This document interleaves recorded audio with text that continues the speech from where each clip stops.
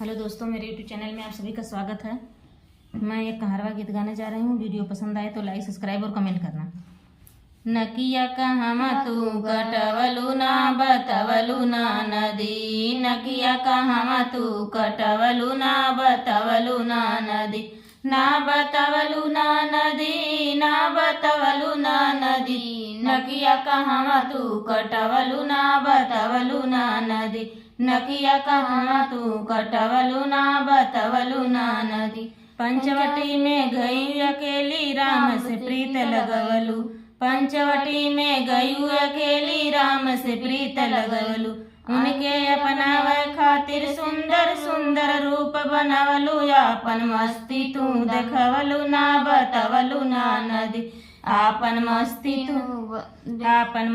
तू देखवलू ना बतवलू ना नदी, नकिया कहवा तू कटवलू ना बतवलू ना नदी, नकिया कहवा तू कटवलू ना बतवलू ना नदी। कान में बाली ओठ में लाली गाल बहुत चिकनवलू, कान में बाली ओठ में लाली गाल बहुत चिकनवलू, कजरा नैनन में लगवलू ना बतवलू ना नदी, कजरा नैनन में लगवलू ना बतवलू ना नदी, नकिया कहवा तू कटवलू ना बतवलू ना नदी, ना बतवलू ना नदी, ना बतवलू ना नदी, नकिया कहवा तू कटवलू ना बतवलू ना नदी।